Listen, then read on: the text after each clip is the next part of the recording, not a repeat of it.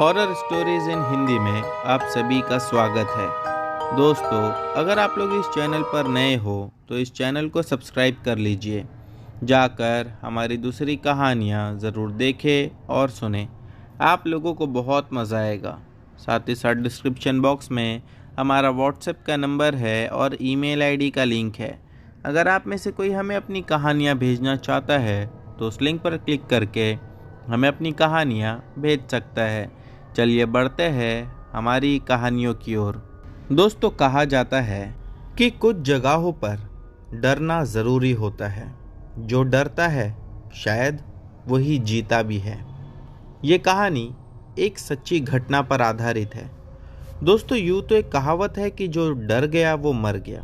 ये कहावत बहुत प्रचलित है, परंतु आज की जो कहानी हम आप लोगों को बताने जा रहे हैं वो ठीक इसका उल्टा है। इसमें जो डरेगा वही जिएगा। दोस्तों, हम आदमी हिम्मत दिखाने का कोई मौका नहीं छोड़ते, पर कभी कभी ये हिम्मत हमें ज़िंदगी भर के लिए डरपोक बना देती है। कुछ ऐसा ही हुआ हमारे दोस्त विक्रम के साथ। हम सबके गांव में अंधविश्वास को मानने वाले की कमी नहीं है और उनसे डरने वालों की भी। हर चौराहे एक गली पर आपको नींबू मिर्ची तो कहीं लाल सिंदूर से रंगी मिट्टी और ना जाने क्या क्या। हम सबके गांव में हर साल एक कुंभ मेला आयोजित किया जाता है। दोस्तों, आपकी जानकारी के लिए आपको बता दूं कि ये घटना वैसे तो बहुत पुरानी है। उस समय कुछ ऐसा भी होता था कि 21 लोगों की बलि दी जाती थी। ये बलि गांव की डायन चढ़ाती थी, तो हर इंसान खुद के बचाव के लिए उस डायन की पूजा करता था। मौत हर तरह से हो सकती थी, कभी एक्सीडेंट से तो कभी इंसान को उकसाकर वो डायन आत्महत्या करवा देती थी। इससे बचने के लिए कोई भी इंसान सूर्यास्त के बाद तो क्या, दिन में भी कोई नहीं निकलना पसंद करता था। अगर किसी का निकलना बहुत ज़रूरी होता था तो वो झुंड में निकला करते थे। अकेले निकलने की हिम्मत तो शायद ही किसी में नहीं बची थी। वैसे तो दोस्तों, मैंने आप लोगों को बता चुका है कि ये घटना बहुत पुरानी है और उस समय ये घटना तब घटी थी जब 4 दोस्त मुंबई में रहते थे। मैं आगे की घटना आप लोगों को उसी के पॉइंट ऑफ व्यू से सुनाता हूँ। मेरे बहुत अच्छे दोस्त थे, विकास, आशीष, अक्षय और विक्रम। ये सब एक ही रूम में रहते थे। सब बहुत अच्छे दोस्त थे।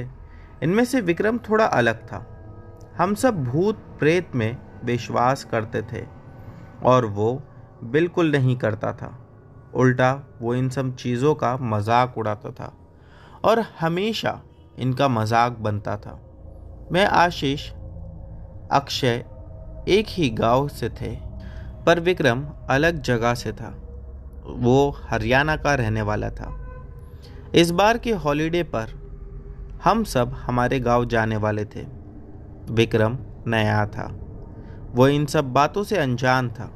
हालांकि हमने उसे बताया था कि हमारे गांव में कुछ ऐसा भी है, पर एक तो वो पहले से भूत प्रेत पर यकीन ना रखने वाला इंसान था और जब भी हम उससे कहते वो कहता, अरे वाह, भूतों के गांव में जाने में और भी ज़्यादा मज़ा आएगा। हम सब गांव पहुंचे। विक्रम मेरे ही घर पर रुका था। विक्रम को घर में रहना कम और बाहर रहना ज़्यादा पसंद था। वो दिन भर कभी आशीष के घर तो कभी अक्षय के घर, वो हमेशा भटकता रहता। फिर एक दिन मेरे पापा और दादाजी ने उसे बहुत डांट लगाई। उस दिन से विक्रम बाहर जाना आना कम कर दिया।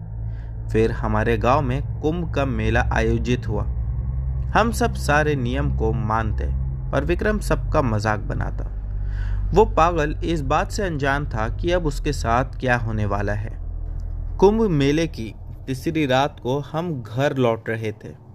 उस रात हमारे साथ बहुत सारे लोग भी थे। विक्रम को जब एक दोस्त ने कुंभ मेले के पीछे की सच्चाई बताई तो वो डरने की बजाय ज़ोर ज़ोर से हंसने लगा।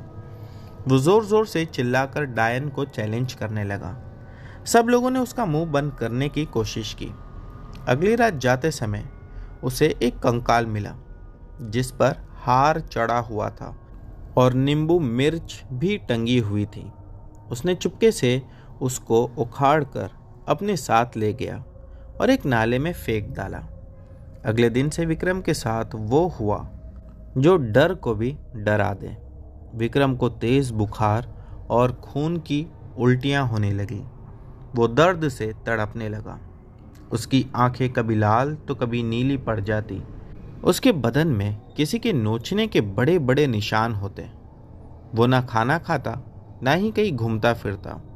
वो अंधेरी रातों में उस नाले के पास चला जाता जहां उसने उस कंकाल को फेंक दिया था। अब सबकी समझ से बाहर था कि ये क्या हो रहा है। ज़्यादातर लोगों का कहना था कि ये उसी आत्मा का प्रकोप है। फिर एक तांत्रिक बाबा को बुलाया गया। उन्होंने कुछ मंत्र पढ़े और गंगा जल उसके शरीर पर छिड़क दिया। तब वो होश में आया। उससे पूछने पर उसने बताया कि उसने क्या किया था। फिर उस तांत्रिक बाबा ने कहा, अब विक्रम का जिंदा रहना लगभग मुश्किल है। फिर मेरे पापा ने कहा कि कोई तो रास्ता होगा, और ये हमारे घर का भी नहीं है। हम इसके परिवार वालों को क्या जवाब देंगे। फिर बाबा ने कहा, एक रास्ता है। उन्होंने कहा, उससे उस कंकाल को ढूंढना होगा और उसे तंत्र चरित्रों से सजाना होगा। इसे उन सारी डायन से माफ़ी मांगना होगा जिनसे उस कंकाल को अपनी तंत्र विद्या से बनाया था। विक्रम को अगले दिन उस जगह ले जाया गया और बहुत कोशिश के बाद वो कंकाल मिला।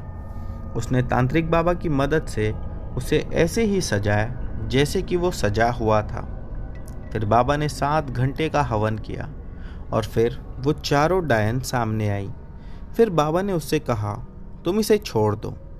उसने कहा, उस कंकाल में हमारी पूजा से मिलने वाली शक्तियाँ थी जो इसने अब पवित्र कर दी। बाबा ने कहा, जो हुआ अनजाने में हुआ। फिर बाबा ने तंत्र मंत्र करना शुरू किया, पर वो नाकाम रहे। डायन ने विक्रम को छोड़ने की एक शर्त रखी। उसने कहा, हमें किसी एक इंसान की बलि चाहिए। बाबा ने अपनी बलि दे दी। अंत में उन डायनों ने उस बाबा के शरीर को अपना घर बना लिया और विक्रम को छोड़ दिया। उसके बाद विक्रम ठीक हो गया। ये घटना आसपास के सभी गांव में आज भी लोग जानते हैं। कहा जाता है कि इस घटना को इतने साल हो चुके हैं, लेकिन लोगों के मन से इसका डर अब तक नहीं गया है। दोस्तों, कुछ लोग तो ऐसा भी दावा करते हैं कि आज भी गांव के कुछ हिस्सों में डायन या पिशाचिनी देखने को मिल जाती है। तो दोस्तों, ये थी पहली कहानी। बढ़ते हैं अगली कहानी की ओर। दोस्तों, हमारी जो अगली कहानी है वो भी एक अजीब सी घटना पर आधारित है। दोस्तों, इस दुनिया में तरह तरह के इंसान होते हैं। कुछ इंसान अपनी ज़िंदगी को अच्छे ढंग से जीना चाहते हैं तो कुछ बुरे ढंग से।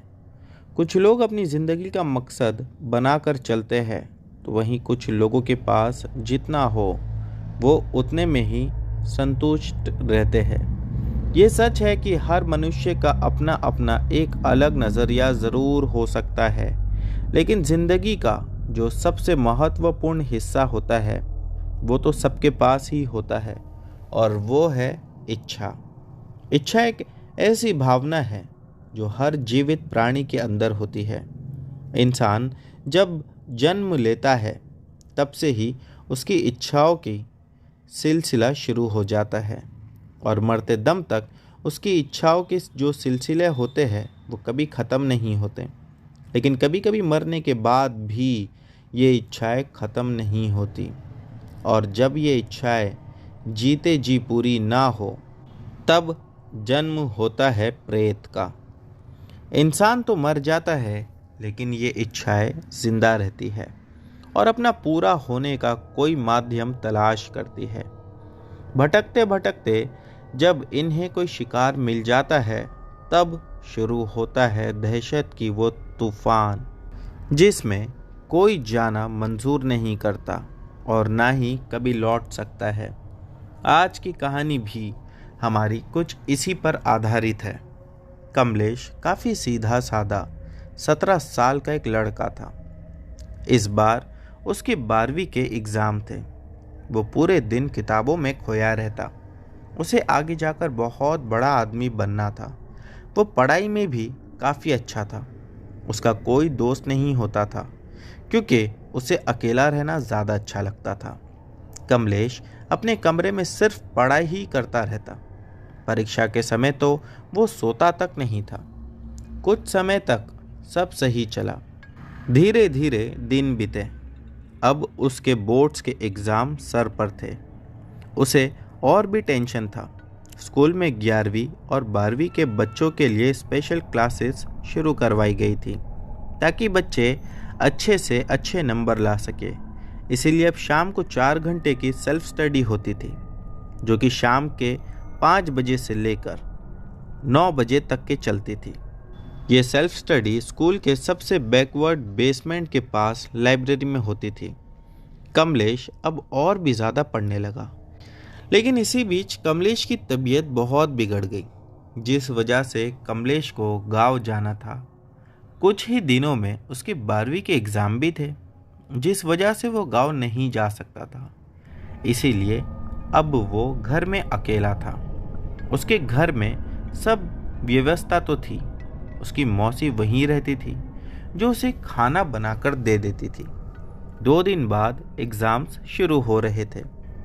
कमलेश अब जितना हो सके उतना पढ़ रहा था, लेकिन आज की रात उसे पढ़ने में बड़ी दिक्कत हुई। आज मोहल्ले में किसी की शादी थी, जिस वजह से पूरे मोहल्ले में धमा चौकड़ी मची हुई थी। हर जगह म्यूज़िक सिस्टम जोड़े हुए थे। बहुत आवाज़ें थी। ऐसे में पढ़ना तो दूर, सोना तक मुश्किल था। कमलेश काफ़ी ज़्यादा अब परेशान हो चुका था। उसने स्पेशल क्लासेस में टीचर को रिक्वेस्ट करते हुए कहा कि आज उसे थोड़ी देर यहीं पढ़ने दे, क्योंकि वो अपने घर पर नहीं पढ़ सकता था और कल से एग्ज़ाम भी थे। टीचर ने उससे कहा कि ठीक है, तो ये रहा चाबी। वैसे भी तुम यहाँ पढ़ोगे तो किसी को क्या दिक्कत हो सकती है। रात में जाते वक्त इसे लॉक करके चले जाना। कमलेश अब खुश था कि अब वो आराम से अपनी पढ़ाई कर सकेगा।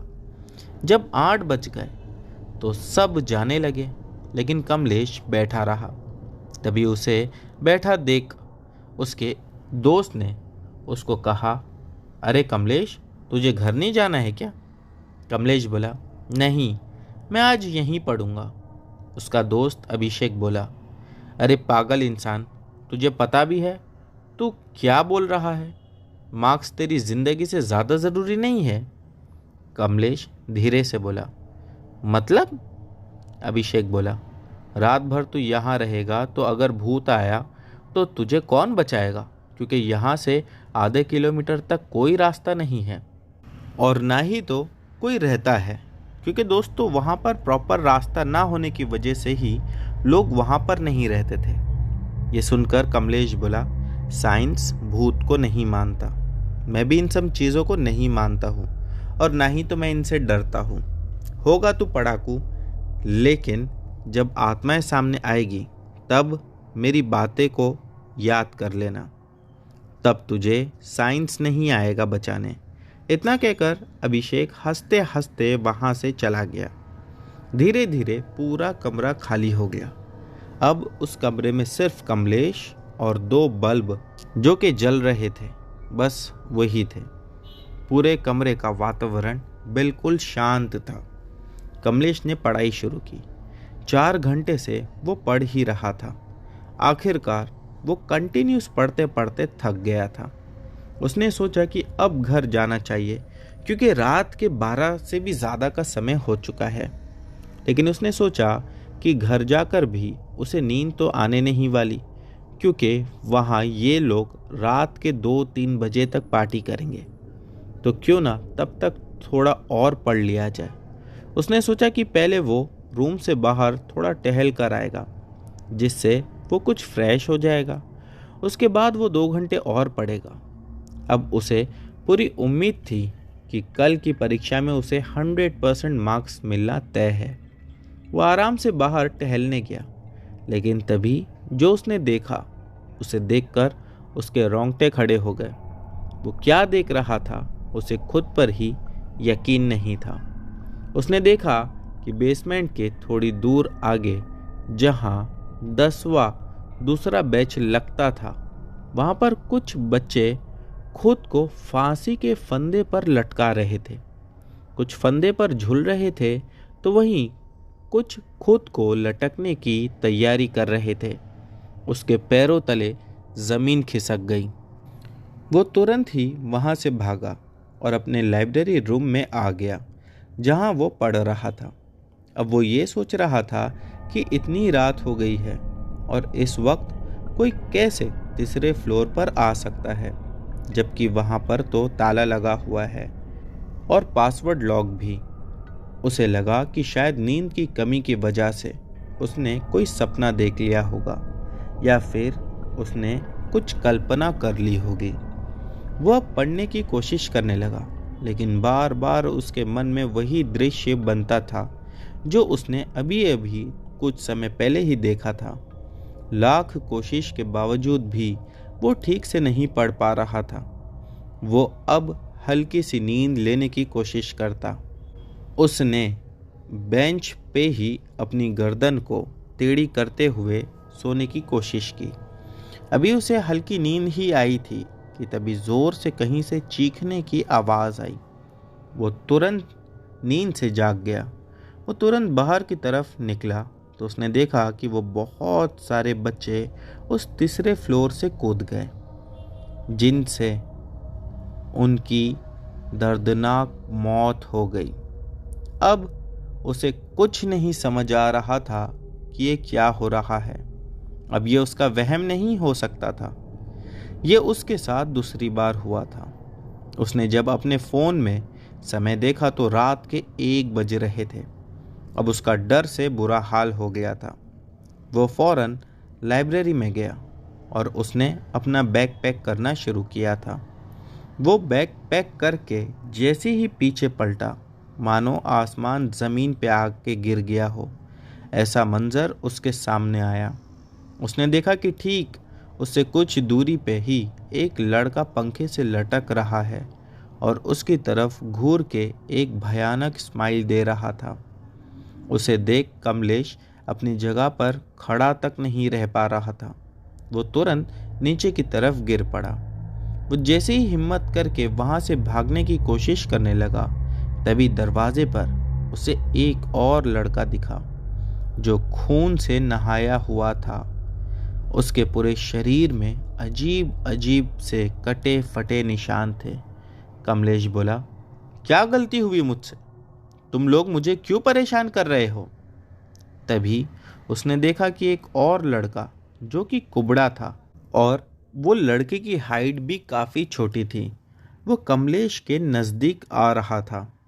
उसने कहा, हम तुझे परेशान कहाँ कर रहे हैं?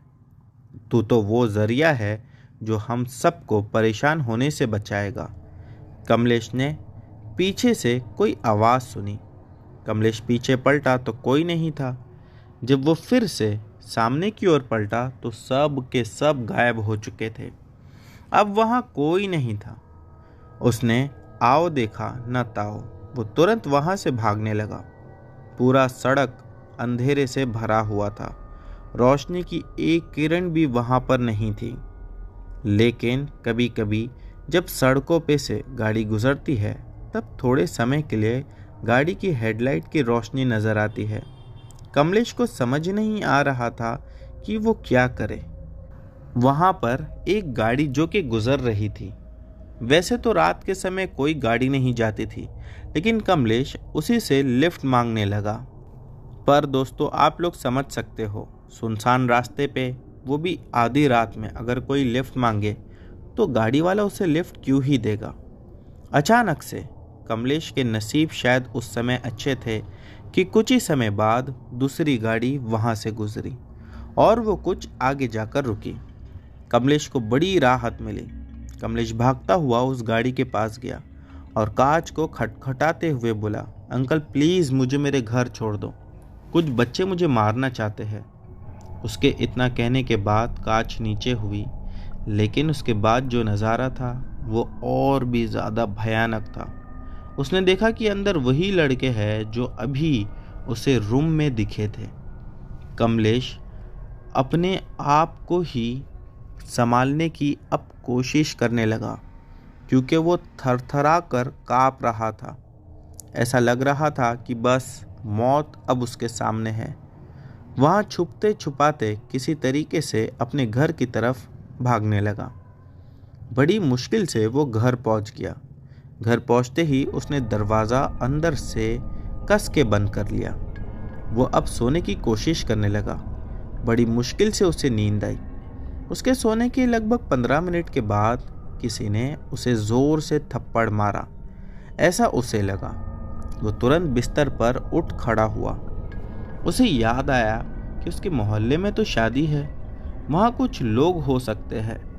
वहाँ अगर वो जाएगा तो कुछ समय रुकने के बाद हो सकता है कि उसका माइंड फ्रेश हो जाए, क्योंकि अभी इस समय वो उस पूरे घर में बिल्कुल अकेला था। लेकिन अब उसमें इतनी हिम्मत नहीं थी कि वो घर का दरवाज़ा तक जाकर खोले। इसलिए उसने अपने दोस्त सुमित को कॉल किया। सुमित को 4 बार कॉल लगाने के बाद भी सुमित ने फ़ोन नहीं उठाया। उसने सोचा कि एक आखिरी बार फ़ोन करता हूँ, और आखिरी बार में सुमित ने फ़ोन उठाया। सुमित ऐसे बात कर रहा था जैसे वो अभी अभी नींद से जागा हो। कमलेश बोला, मतलब तू आज शादी में नहीं गया था? तभी उसने बोला, कौन सी शादी? इतना सुनते ही कमलेश का दिमाग सुन्न हो गया। कमलेश बोला, क्यों बे, आज शादी है हमारे यहाँ। तभी ही सुमित बोला, पागल हो गया, नींद में है क्या? कौन सी शादी? थोड़े समय के लिए कमलेश सोचने लगा कि फिर उसके घर जो शादी का कार्ड आया था और जो म्यूज़िक उसे सुनाई दे रहा था वो क्या था। कमलेश को कुछ अंदाज़ा नहीं था। थोड़ी देर बाद फिर से कमलेश सोने लगा। इस बार भी जैसे ही कमलेश को थोड़ी सी नींद आई ही थी, उसे किसी ने ज़ोर से थप्पड़ मारा। कमलेश गुस्से से उठा तो उसे एक लिफाफा मिला। उस लिफाफे के अंदर एक कागज़ था। उस कागज़ पर लिखा था, पढ़ने बैठो। सिर्फ ये 2 अक्षर ही उस पर लिखे हुए थे कि पढ़ने बैठो, और ये अक्षर खून से लिखे गए थे। कमलेश अब इतना थक चुका था कि अब उसमें ज़रा भी ऊर्जा नहीं बची थी कि वो पढ़ सके। फिर भी वो जैसे तैसे पढ़ने लगा।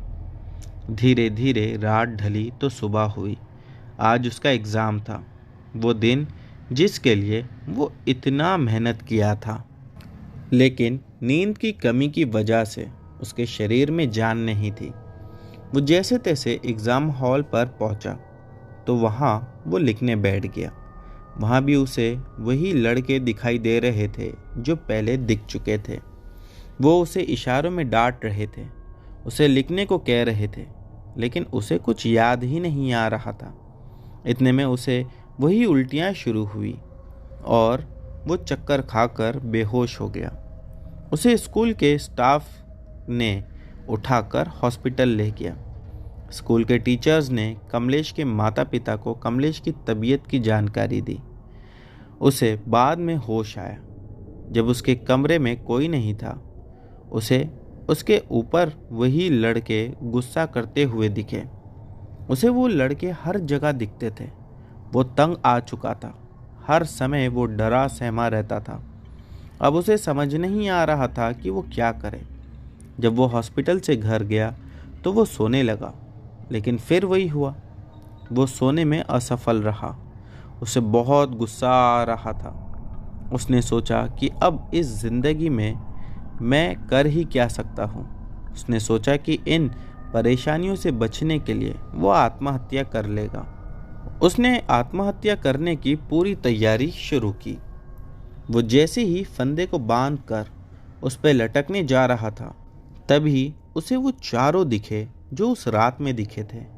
उसमें से एक ने चाकू मारा कमलेश की तरफ, और उस चाकू से फंदा कट गया और नीचे की तरफ कमलेश गिर पड़ा। फिर उन सब ने गुस्से से कहा, हमारी इच्छा सिर्फ तू ही पूरी कर सकता है। सिर्फ तू ही है जो हमारी अधूरी कामना को पूरा करेगा। तू खुद को मारने चला था, अब देख हम तेरे साथ क्या करेंगे। इतना कहते ही वो चारों आत्माएं उस कमलेश के शरीर में प्रवेश कर गए। 2 दिन बाद कमलेश के माता पिता वापस अपने घर आए। घर पर आते ही उन्होंने देखा कि पूरा घर किसी झोपड़ी से कम नहीं लग रहा था। पूरे घर में दुर्गंध थी, साफ सफाई का कोई नामो निशान नहीं था। वो कमलेश का नाम पुकारने लगे। तभी उन्होंने देखा कि उनका बेटा कमलेश पंखे से उल्टा लटक रहा था और अजीब सा दिख रहा था। उसके शरीर से बहुत गंदी गंध आ रही थी। कमलेश ने जैसे ही देखा कि उसके मम्मी पापा है तो वो बोला, मम्मी बचाओ, पापा बचाओ, ये दुष्ट आत्माएं मुझे ले जाना चाहती है। तभी कोई दूसरी आवाज़ आई, इसे हमसे कोई नहीं बचा सकता। इसकी पढ़ाई ने हमें इसकी तरफ आकर्षित किया। अब ये हमारी मंजिल है। इसकी वजह से आज हम जिंदा नहीं हैं। अब ये भी जिंदा नहीं रहेगा। इसे हम अपने साथ ले जाएंगे। फिर कमलेश के पापा ने रोते हुए कहा, बेटा मैं तुम्हें कुछ नहीं होने दूंगा। यहीं पर एक तांत्रिक है जिनकी मदद से मैं तुम्हें इन आत्माओं के चुंगल से दूर कर दूंगा। कमलेश के अंदर से एक दोबारा भयानक आवाज़ आई, तू इसे बचाएगा, पहले खुद को तो बचा ले। इतना कहते ही उसने बगल में रखे चाकू से एक ही वार में दोनों ही लोगों को मौत के घाट उतार दिया। कुछ दिन बीत गए। उनके पड़ोसियों को कमलेश के घर से बदबू आ रही थी। तो एक दिन किसी एक ने देखा कि कमलेश के माता पिता की सड़ी गली लाश पड़ी हुई थी। उसने सबको बताया और फिर पुलिस आई। पुलिस भी अकेले कुछ नहीं कर सकती थी। एक एक को वो इधर उधर फेंक रहा था। बड़ी मुश्किल से वो काबू में आया था। उसे पकड़कर पुलिस वालों ने उसे पागल खाने में डाल दिया। आज वो इस दुनिया में तो नहीं, लेकिन उस पागल खाने में जाने के बाद लोग इस बारे में नहीं जानते कि उसे कौन से पागल खाने में डाला और उसके बाद उसके साथ क्या हुआ। कहा जाता है कि कमलेश को वहाँ से ले जाने के बाद में भी दोस्तों उस घर में से कुछ आवाज़ें आती थी। लोगों ने जानने की कोशिश तो बहुत की, लेकिन उस घर के अंदर जाने की हिम्मत किसी में नहीं थी। लगभग 4.5 साल तक के वो घर बिल्कुल वैसे ही खंडर बना रहा। फिर सभी लोगों ने मिलकर ये निर्णय लिया कि उस घर को तोड़कर उसी जगह में एक प्राइमरी छोटा सा स्कूल बना देते हैं, क्योंकि कमलेश को पढ़ना बहुत पसंद था। फिर उसे वहीं पर तोड़कर छोटा सा स्कूल बना दिया गया। कहते हैं कि वो स्कूल भी ज़्यादा दिन तक नहीं टिक पाया। 1-2 साल के अंदर उस स्कूल को भी बंद करना पड़ा। उस स्कूल में जो लोग काम किया करते थे वो 1 या 1.5 महीने से ज़्यादा वहाँ नहीं रुकते थे। दोस्तों उनके भी साथ कहते हैं कि कुछ अजीब सी घटनाएं होती। उन्हें कई बार अकेले समय में कुछ शक्तियाँ दिखाई देती, जिसे वो कभी आत्मा का नाम देते तो कभी भूत और चुड़ैल का। और ऐसे ही उसी स्कूल में एक काम करने वाला व्यक्ति ने कहा कि अगर ये स्कूल रहा तो धीरे धीरे पूरे गांव को निकल जाएगा। इसी वजह से उस स्कूल को भी बंद कर दिया गया और फिर वहाँ पर एक छोटा सा चर्च बना दिया गया। तो दोस्तों अब बढ़ते हैं अगली कहानी की ओर। दोस्तों हमारी अगली कहानी विकी की है। चलिए इनकी कहानी शुरू करते हैं। मेरा नाम विकी है। मैं आसाम का रहने वाला हूँ। ये घटना आज से लगभग 4 साल पुरानी है। बात है 2018 दिसंबर की। ठंडियों का मौसम था। मैं और मेरा एक दोस्त रात में चुपचाप बैठे हुए थे। उसका उसकी गर्लफ्रेंड के साथ ब्रेकअप हुआ था। वो काफ़ी ज़्यादा डिप्रेशन में था। मैं उसे समझा रहा था। तो हम लोगों ने सोचा कि कहीं दूर और चलते हैं और जाकर सुकून से बैठते हैं। वो कहने लगा कि आज मेरा पीने का बहुत दिल है। मैंने कहा ठीक है, कहीं से दारू ले लेते हैं। उसके बाद हम लोग एक कोने में चले गए और वहाँ पर बैठकर दारू पीने लगे। रात के 12 कब बज गए हमें पता ही नहीं चला। जब 12 बजे हम लोग उठे तब वो बिल्कुल भी चलने के लायक नहीं था, यानी उसने काफ़ी ज़्यादा पी रखी थी। तो मैंने उससे कहा कि यार एक काम कर, तू आज मेरे ही घर पर चल, वहाँ सो जाना, सुबह अपने घर पर चले जाना। वो ज़िद करने लगा, कहने लगा नहीं यार, घर पर नहीं जाऊँगा तो घर वाले बहुत चिल्लाएंगे और परेशान भी हो जाएंगे। मैंने कहा कि मैं उन लोगों को फ़ोन करके बता दूंगा। मेरा घर वहाँ से लगभग 25 किलोमीटर था और मेरे दोस्त का जो घर था वो मेरे घर से आगे कुछ 10 से 12 किलोमीटर की दूरी पर था। हम दोनों ही बाइक पर थे। वो मेरे पीछे बैठा और रास्ते में धीरे धीरे चल रहे थे। ठंड का महीना था तो ठंड भी काफ़ी ज़्यादा लग रही थी कि हम लोगों ने एक स्ट्रीट लाइट के पोल के नीचे आदमी को देखा जो कि ठंड से ठिठुर रहा था और उसने एक मोटी सी ब्लैंकेट जैसा कुछ ओढ़े हुए रखा था। मेरे दोस्त को मैंने बोला कि यार देख, ये आदमी ठंड से कैसा काँप रहा है। मेरा दोस्त कहने लगा कि मैं अपना जैकेट इसे दे देता हूँ। मैंने कहा जैकेट दे देगा तो अभी हमें काफ़ी दूर जाना है, तुझे भी ठंड लगेगी। कहने लगा कि कोई बात नहीं यार, कुछ ही टाइम की तो बात है, मैं इसे जैकेट दे देता हूँ, इसकी रात पूरी कट जाएगी। मैंने इस पर उससे कुछ नहीं कहा। उसने अपना जैकेट निकाला और उस आदमी के पास जाते हुए कहने लगा, ये जैकेट ले लो, आपको रात में काम आएगी। लेकिन उस आदमी ने कुछ नहीं कहा, बल्कि उस आदमी ने अपना चेहरा तक नहीं दिखाया। हमें समझ में नहीं आया कि वो ऐसा क्यों है। मेरे दोस्त को एक बार को तो ये भी लगा कि कहीं वो मर तो नहीं गया। मेरा दोस्त उसके और करीब गया और जाकर उससे कहने लगा कि ये जैकेट ले लो। अब भी उस आदमी ने अपना चेहरा नहीं दिखाया। वो स्ट्रीट लाइट पोल के नीचे अकेला बैठा था। आसपास अंधेरा ही अंधेरा था। वो स्ट्रीट लाइट का जो पोल था वो भी वहाँ पर एक ही था, मानो आसपास लाइट्स भी नहीं थी। हमें देखकर बड़ा अजीब लग रहा था कि यहाँ कोई बस्ती भी नहीं है जहाँ से रात में कुछ लेकर खा सके या सुबह में भी कुछ लेकर खा सके। अगर इसे कुछ खाना पीना होगा तो इसे कितना दूर पैदल चलना होगा। अकेला आदमी इतना दूर आकर बैठा है, ये देखकर काफ़ी अजीब लग रहा था। लेकिन हम लोगों ने उससे उस समय कुछ और कहा ही नहीं। बस हम ये चाहते थे कि वो जैकेट ले ले, लेकिन वो तो मानो ब्लैंकेट से बाहर अपना मुंह ही नहीं निकाल रहा था।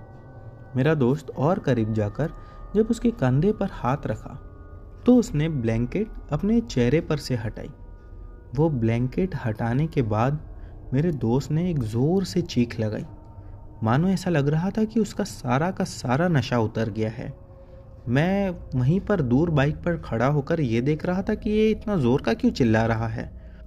और वो चीखने के बाद पीछे हुआ और गिर पड़ा। मैं तुरंत बाइक को स्टैंड पर लगाया और मेरे दोस्त को उठाने के लिए गया। जब मैं उसे उठाने जा रहा तो मैं देख रहा था कि वो रेंगते हुए पीछे ही जा रहा था। मुझे समझ में नहीं आया कि ऐसा ही क्यों कर रहा है।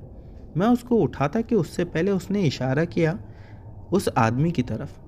जब मैंने उस आदमी को देखा तो दंग रह गया। उसका चेहरा इतना ज़्यादा भयानक था कि मानो मेरी रूह कांप उठी। उसके चेहरे पर अजीब सी झुर्री थी। चेहरे पर कालेपन के साथ साथ कुछ लाल रंग का भी था, जिसे देखकर ये समझ में आ रहा था कि उसके चेहरे से खून जा रहा है। लेकिन वो क्या था वो समझ में नहीं आया। हम दोनों घबराए हुए वहाँ से भागने की कोशिश करने लगे, लेकिन जब हम बाइक पर बैठे तब बाइक हमारी चालू ही नहीं हो रही थी। इसके बाद उसने ब्लैंकेट अपने ऊपर से पूरी हटा दी और वो बैठे बैठे ही हवा में उड़ने लगा। जब वो हमारे पास आ रहा था तब वो चल कर नहीं बल्कि उड़कर आ रहा था।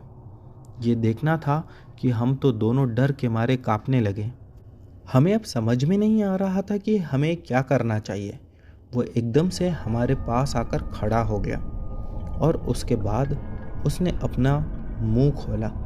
जब उसने अपना मुंह खोला तो मानो उसके मुंह के अंदर सिर्फ एक गहरा काला खड्डा दिखाई दे रहा था और वो चीख चीख कर हंसने लगा। उसकी हंसी की आवाज़ इतनी भयानक थी कि अगर वो एक आम इंसान भी सुन ले तो वहीं हार्ट अटैक से मर जाए। उसने फिर हम दोनों का हाथ पकड़ा। उसके हाथ बर्फ़ जैसे ठंडे थे और हमें घसीटने लगा। हम अपनी सूध-बूध खो चुके थे। वो घसीटते हुए हमें उसी पोल के नीचे ले जाकर फेंक दिया। हम दोनों लेटे हुए थे। उसने इतनी ज़ोर से फेंका था कि हमारा सर उस पोल के नीचे वाले पत्थर पर जा टकराया। जिसके बाद मेरे दोस्त के सर से तो खून निकलने लगा।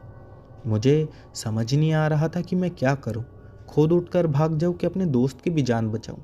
एक तो मेरा दोस्त वैसे ही नशे में था, उसे पहले ही कुछ समझ में नहीं आ रहा था। मैंने जैसा तैसा मेरे दोस्त को संभालने की कोशिश की, लेकिन वो फिर से दोबारा हमें हवा में उठाकर पटक दिया। इस बार मेरे लोअर बैक में बहुत ज़ोर का झटका आया, जिस वजह से मैं उठ ही नहीं पा रहा था। फिर वो हम दोनों की टांगें पकड़कर हमें घसीटते हुए उसी रोड के साइड में जो घना जंगल था वहाँ ले जाने लगा। हम चीखते चिल्लाते रहे, लेकिन उस घने जंगल में हमारी मदद के लिए कौन आता। वो जो चाहता वो कर सकता था। तभी ही मैंने भगवान का नाम लेना शुरू किया और मैं चीख चीख कर नाम ले रहा था। उसने मेरा तो पैर छोड़ दिया, लेकिन मेरे दोस्त का पैर पकड़ कर ही रखा था और वो उसे जंगल में ले जाने लगा। मैं अपने दोस्त को कैसे छोड़ता, इसीलिए मैं पहले खुद वहाँ से उठा और खुद को संभाला। मुझे पहले ऐसा लगा कि मैं जाकर किसी और को लेकर आता हूँ मदद के लिए, लेकिन अगर मैं मदद के लिए जाता तो हो सकता है ज़्यादा समय लग जाता और तब तक मेरे दोस्त को वो मार चुका होता। इसीलिए मैं भगवान का नाम लेते लेते ही अपने दोस्त के पीछे चुपचाप बढ़ने लगा। थोड़ी ही दूरी पर, यानी कि उस घने जंगल में अंदर जाने के बाद एक कुआं था। वो मेरे दोस्त को मानो कुएं में फेंकने वाला था, लेकिन तभी ही मैं भगवान का नाम लेकर मेरे दोस्त का हाथ पकड़ लिया और उस भूत के सामने या उस बुरी आत्मा के सामने चीखने चिल्लाने लगा। भगवान का नाम में इतनी ताकत होती है कि वो नाम सुनकर एकदम से पीछे हटा। मैं मेरे दोस्त को होश में लाने की कोशिश कर रहा था। एक तो उसके सर से खून जा रहा था और उसने इतनी पी रखी थी कि उसे होश ही नहीं था। मैं जैसा तैसा उसको उठाकर बाहर लाने की कोशिश कर रहा था और नाम जपते ही जा रहा था, लेकिन वो बुरी आत्मा हमारा पीछा कर रही थी। लगभग 10 मिनट से ज़्यादा का समय मुझे लगा मेन रोड तक आने। तब तक वो हमारा पीछा करता रहा। मैं इस बार भी बाइक पर बैठा और इसी उम्मीद के साथ कि बाइक चालू हो जाए, लेकिन बाइक चालू ही नहीं हो रही थी। अब बस एक ही काम करना था कि अगर ज़िंदा रहना है तो भगवान का नाम लेते ही रहना है। मैं वहीं पर बैठकर नाम लेने ही लगा और लेता ही रहा। कुछ 20 मिनट या आधे घंटे के बाद सडनली वहाँ से एक गाड़ी गुजरते हुए दिखी। मैंने उस गाड़ी से लिफ्ट मांगी और भगवान की कृपा से वो गाड़ी रुक गई। उसमें 3 आदमी थे। मैंने उन्हें बताया कि ऐसी ऐसी बात है। वो आदमी लोगों ने मेरे दोस्त को गाड़ी में बिठाया और मुझे भी साथ में बिठाकर तुरंत हॉस्पिटल पहुंचाया। मेरे दोस्त का वहाँ पर ट्रीटमेंट हुआ। अगली रात में जब मेरे दोस्त को होश आया तब मैंने उसको सारी घटना बताई। उसे तो बराबर याद भी नहीं था।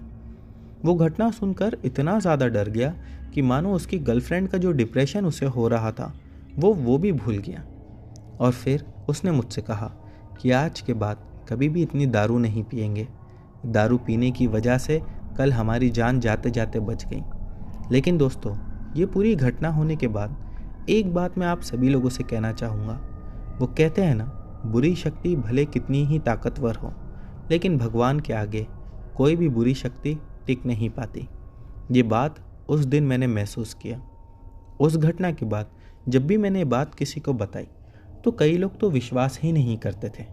उनमें से कुछ ऐसे भी मिले जो कहते थे कि उस रास्ते पर, यानी जंगली रास्ते पर आत्माएं भटकती है। कभी कभार वो किसी को परेशान करती है, वो भी तब जब कोई उनको परेशान करता है। बिना वजह वो कभी किसी को परेशान नहीं करती। मुझे उस दिन शायद ये भी बात समझ में आई कि हम लोगों ने जो जैकेट देने उसे गए थे, शायद इसी बात से वो परेशान हो गई थी और इसीलिए वो हम पर पलटकर हमला कर रही थी।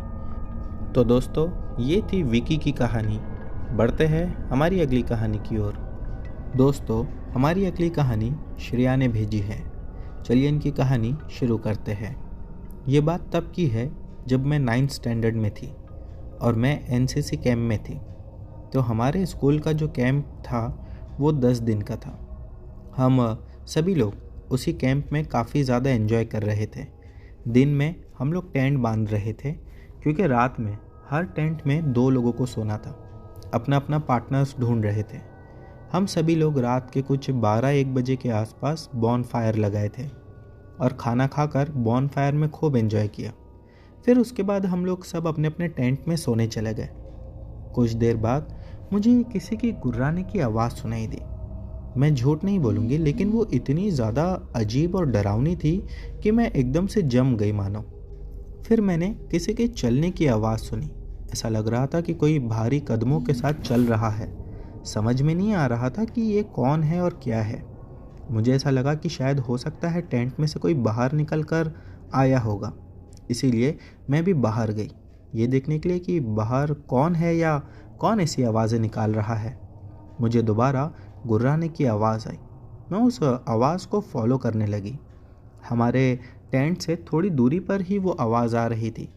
फिर मैंने एक ज़ोरदार दर्द भरी आवाज़ सुनी, एक लड़की की। मैं उसी डायरेक्शन में भागी जहाँ से वो आवाज़ आ रही थी। जब मैं वहाँ पहुँची तो मेरे रोंगटे खड़े हो गए। मैंने देखी कि वहाँ पर एक लड़की को वो अजीब सा दिखने वाला जानवर का हो या इंसान हवा में गले से उठाकर पकड़ रखा था और उसके बाद उसे पूरी ताकत से ज़मीन पर फेंका। फिर उसके ऊपर चढ़कर बैठ गया और उसका पेट फाड़ दिया। वो देखने के बाद मानो मैं अपने होश खो बैठी थी और वो उसके इंटरनल ऑर्गन्स निकाल कर खाने लगा। मैं वहाँ से भागने के लिए सोची और जब मैं भागने के लिए हुई तब मेरा पैर एक सूखी लकड़ी पर पड़ा और वो लकड़ी की टूटने की आवाज़ उस आदमी ने या उस जानवर ने सुन ली, जिसके बाद वो मेरी तरफ देखा। मैं जल्दी से अपनी पूरी ताकत लगाकर अपने कैंप तक भागी और वहाँ पर पहुँच गई। फिर मैं वहाँ पहुँचने के बाद ज़ोर ज़ोर से चिल्लाई और सभी लोग अपने अपने टेंट से बाहर आए।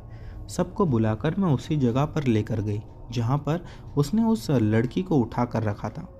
जब हम लोग वहाँ पहुँचे तो वो हमारी ही स्कूल की एक लड़की थी जो कि अब मर चुकी थी। अगले दिन हम लोग कैंप से लौट गए और उसकी डेड बॉडी भी हमारे साथ हम लोग लेकर आए थे। वो कैंप मेरी ज़िंदगी का सबसे बुरा कैंप था। ये एक सच में इंसिडेंट मेरे साथ हुआ था, जिसके बाद मैंने आज तक कभी कुछ ऐसा एक्सपीरियंस नहीं किया। तो दोस्तों, ये थी श्रेया जी की कहानी। उम्मीद करता हूँ कि आज की सभी कहानियाँ आप लोगों को पसंद आई होगी। दोस्तों, इनमें से जो भी कहानी आप लोगों को अच्छी लगी हो उसके बारे में नीचे कमेंट सेक्शन में लिखना मत भूलना। चैनल पर नए हो तो बिना सब्सक्राइब किए मत जाना। मिलते हैं हमारी अगली वीडियो में।